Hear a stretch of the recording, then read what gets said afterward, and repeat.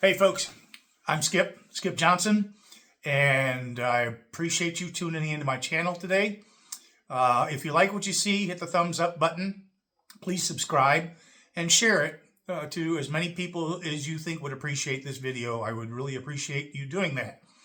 Today's video is about the dumbing down of America and what we've done to our public schools and what we've done to our children and why we are where we are today in the divisiveness of our populace. I feel fairly good about being able to discuss this because A, I went through public school, and B, I was a public school teacher. My degree was in music education, so many people might not see that as much of an education or a teacher role, but I did work with the youth of America and experienced a lot of things as a teacher that will be evident later on in the video. I am a boomer, obviously. I'm the tail end of the boomers, so what I experienced in education was having a lot of younger teachers who were younger boomers. I'm 63, and boomers began in 42. So some of those people that were born in 42, 43 were teaching school by the time I was in elementary, and they were bringing forth their progressive ideas on education. I grew up in Minnesota, and by the fourth grade, our elementary school had gone from a standard elementary school to what they called an open school, which allowed us as students to be able to make decisions about what we wanted to learn. And we could choose what we wanted and didn't have to learn the other things, which I think is a fairly dumb thing for a 9-year-old to be able to do.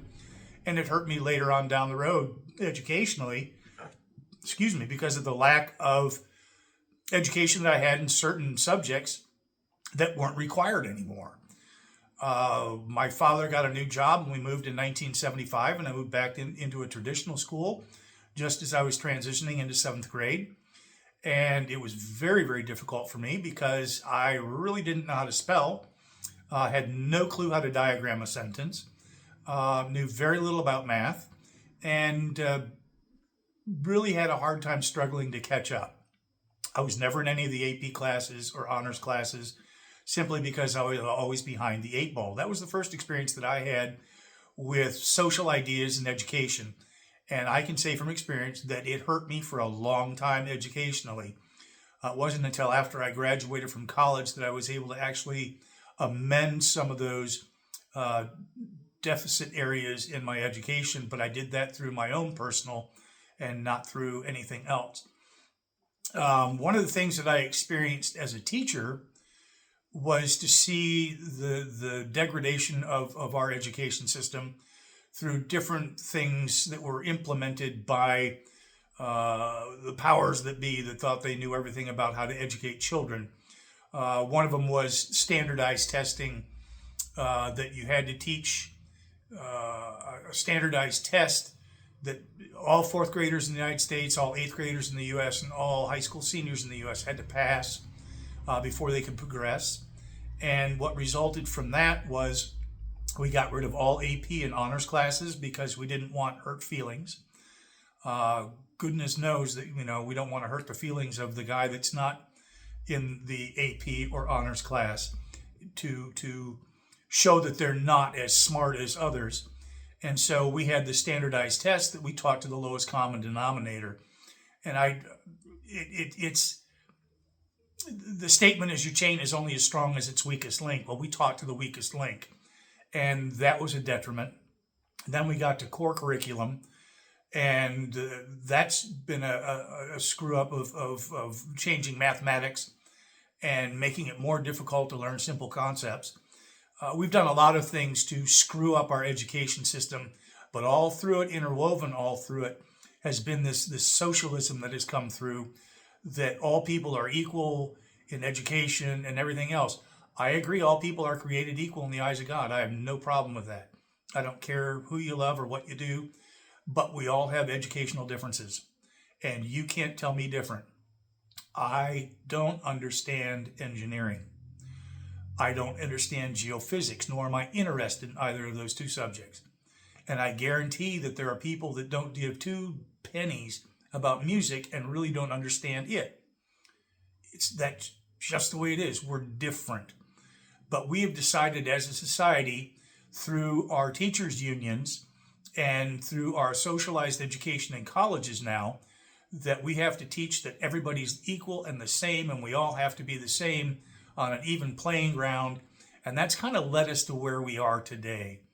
Educationally, back in the 50s and 60s, the United States ranked towards the top 10, or were in the top 10 educationally for the 81 countries that are used in these surveys. Today we're ranked 20th, and our math is 37th. That's out of 81 countries. That's not real good, especially as big of a country as we are. And we're a first world country that now basically has a bunch of stupid people in it. That the statement was, keep them as smart as we need to so that they will follow directions. And that's where we are. We have people that are just smart enough to be able to read and write and listen to others because they can't think for themselves. They don't have that ability to discern things on their own. They only regurgitate what they're told. And they're told it over and over and over. A lie told over and over and over again, becomes a truth in people's minds if they hear it enough. And that's what's happened, and that's what's going on. I give you any number of different things that we've been told are acceptable in this country in regards to climate change. I did a speech in 8th grade on climate change and on fossil fuels, and the fact that by 1981, the year I graduated high school, we would no longer have fossil fuels. Well, we know that's a lie. We were supposed to be underwater, according to Al Gore, years ago. We know that's a lie. But these are things that are taught and believed because we keep pressing it upon people that this is how it goes. This is the way it's supposed to be. The unions are probably the biggest catalysts in this because they don't want to teach. They just want to earn a paycheck, and they want the easiest way out. I had many teachers that had tenure that were on their last years of teaching that really didn't care. And so as a result, we didn't get much of an education in those particular subjects where those teachers had tenure. And that's what's happened with the unions is they contribute heavily to the political left to make sure that their programs and their values and feelings continue to be taught in schools today. And again, this is just a basic overview of education and why we are where we are. It's too hefty of a subject to break it down very easily and keep it very simple, but that's what I'm trying to do with this one. There will be other videos coming along that will break into different aspects of education, but basically it's the fact that we have created a society of sheep that follow along, that are just smart enough to be able to follow the people in front of them and not think on their own. And that's what public school has done for America. And it's sad to see, and that's predominantly why I got out of education, was I saw the writing on the wall, I saw where it was headed, and I went into business for myself and got out of education and really have never looked back. So with that being said, thanks for dealing with this video today. I know it was kind of rambly, but I appreciate you watching. Hopefully you understand the gist of where I'm going with education, and we'll break it down in future videos. Again, I'm Skip Johnson, and thank you for watching the video. If you like the video, hit the thumbs up button. Subscribe so you know when the other videos are coming out. And please share this video so everybody else can see it as well. And until next time, Skip out.